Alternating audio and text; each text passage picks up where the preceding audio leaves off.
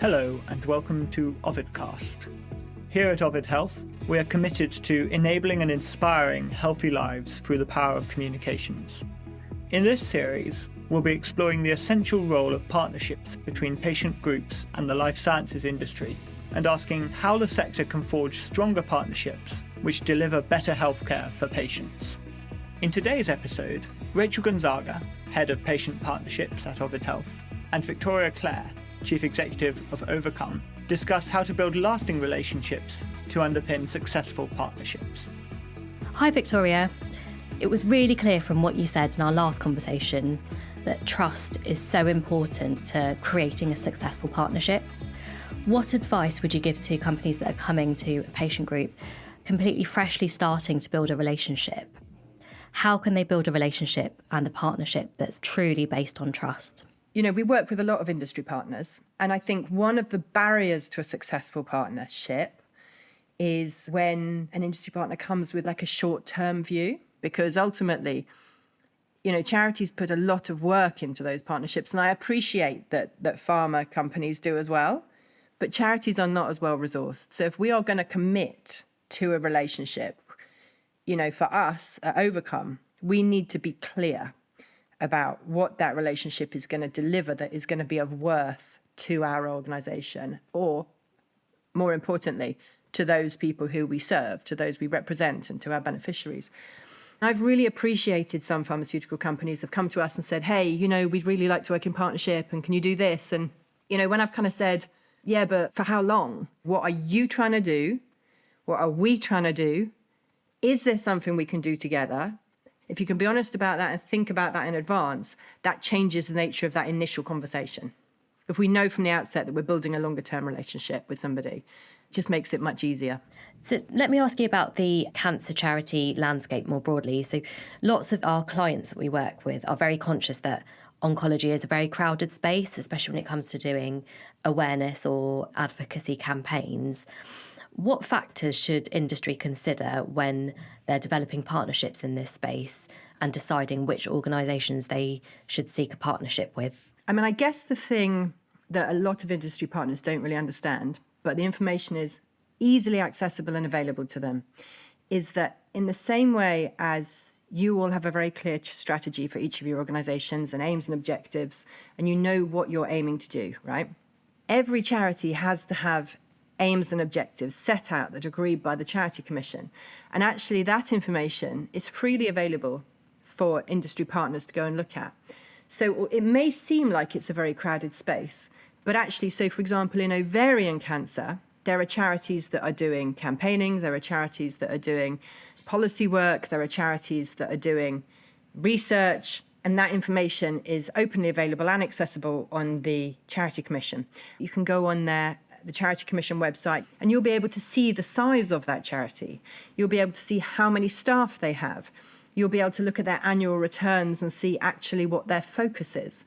And that's going to save you a lot of time, because for some charities, their website will look a little bit different and may not give you an idea of the way that you can perhaps engage with them, whereas their Charity Commission page will do that for you. That's great advice, thank you. So Victoria, one thing that a lot of our clients and other people in industry are grappling with is how to measure the success of a partnership. I think there's a real desire to go beyond just likes on a social media post or clicks through to a website and measure the real impact of a programme on patients, but also balancing that with the fact that behaviour change is often quite resource intensive to measure. In your experience, what's a really great way to measure the success of a partnership with industry? So I would say, just from a patient support perspective, the way that we would measure success would be whether or not from absolute start, from inception to the end of the project, we are involving patients in it. In that sense, we work to a co-production model, and that means that it's very easy for us to measure success in a way, because what we're constantly doing is going through different iterations. So it's like plan, do, review, plan. It's like this constant cycle of, you know, plan, do, review. You know, there's never an end point to patient engagement, right? I think that's something that is really helpful to remember. What you can do is you can measure the impact through feedback from those patients. of your section, your part of that project, and just accept that when organizations are working in partnership, they develop something together, or there's a funding model, or whatever it is that we achieve together. If you're setting yourselves up to come with how do we measure the success of this 6-month project, you're going to have to stick, or you're going to have to rely somewhat on social media likes, imprints, unique downloads, and those sorts of things. But actually, if you allow your patient advocacy group partner to talk about the quality of that work, what the impact has been, or what service users have said, even if we really enjoyed the opportunity to be considered, for our views to be heard, that's a measurement of impact. So I think what you have to do is you have to rely on us as charities to tell you how we measure impact, rather than try and either impose or insist on certain impact measurements that maybe give you some closure, but actually are not particularly helpful to the charity and are certainly not helpful to the patients, and ultimately doesn't tell anybody anything that's going to be of use in the future. So I think that's one of the things where you have to come to trust your charity partner, or you have to come to trust your patient advocacy group. Excellent, thank you. Victoria, can you tell me about any trends that you've seen in working with pharma, and which of those trends do you hope will continue, and which ones do you hope will stop? Since 2018, as a charity, we've been talking about health inequalities and overcoming health inequalities and kind of changing patient experience and understanding that not all patients have the same experience of the same service, right? A really positive thing that's happened really in the last 18 months, actually, is that Pharma have kind of really picked that up with us and have acknowledged that we're doing that work and we're experts in that work, and have started to support us to take that forwards, but have also come to challenge themselves to change the way that they're delivering funding, perhaps, or to change the conversations that they're having. So I think that's a massive positive, because, that's about us reflecting, amplifying patient voices on a very individualized, those groups that really are not getting to have their say. So that's been really positive.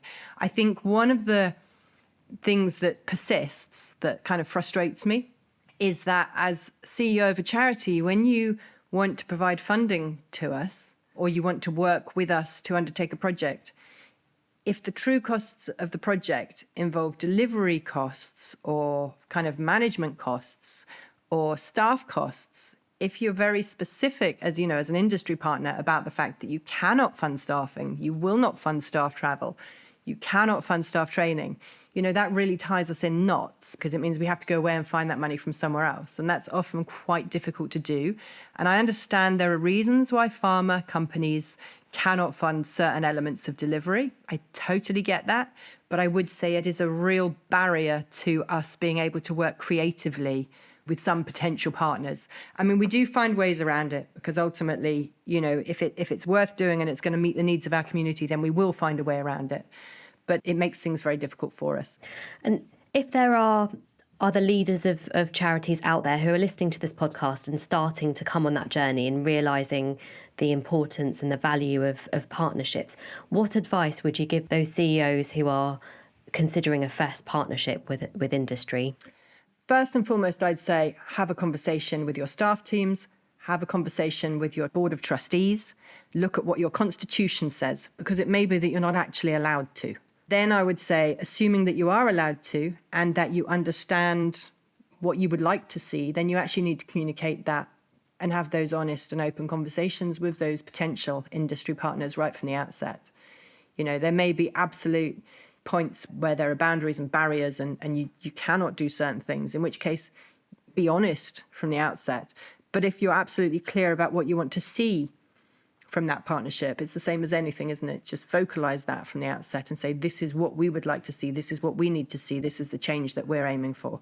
And by and large, when we've done that at Ovacome, we've seen that industry partners have either dropped off at that point and said, actually, no, that's not for us, which is fine, because nobody's time's wasted, or they've said, actually, that really is for us, and thank you for being honest, and we think that we can work with you towards those aims. So it's just thinking, being really clear about what we as charities need to see from that partnership from the outset, and have those conversations and be honest about it and be upfront.